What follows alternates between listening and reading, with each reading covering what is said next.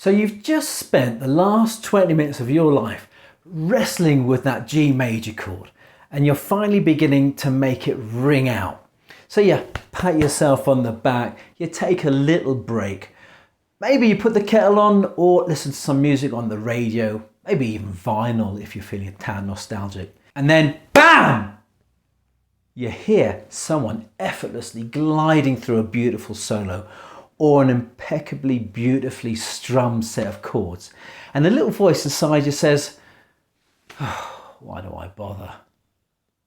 And that feeling right here, you know what that is? That's comparison. And you know what they say about comparison, right?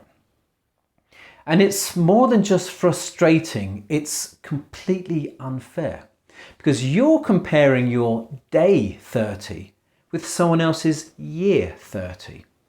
And that's like judging your first original song against a bona fide Lennon-McCartney classic. That flashy solo, those beautiful guitar chord changes, you know, that's just the tip of the iceberg, because beneath it lies countless hours of missed, fluffed notes, sore fingers, and sheer bloody-minded persistence. You know, as the saying goes, success is what people see. Practice is what they don't. So imagine an iceberg, you know, that visible part is the performance, but that massive unseen portion represents the dedication and the effort. And visualizing this can be a powerful reminder of the journey behind every skill. Now, when I was starting out, I listened to George Harrison and his gorgeous melodic solos, or Dave Davies and his crunching, cracking riffs. And I'd feel pretty crushed that I couldn't even come close. You know, and it really knocked me. You know, sometimes I step away from the guitar, stuff my face with chocolate, and more than likely feel pretty sorry for myself.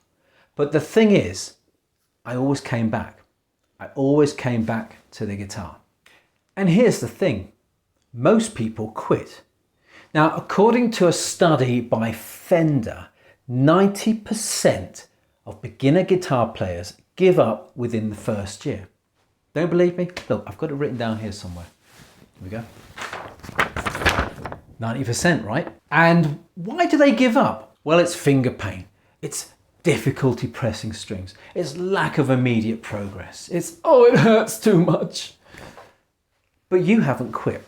You are still here doing the work. And that's what really matters. And with proper guidance and realistic expectations, you'll never give up. You know, you are not behind. You're not too old. It's not too late.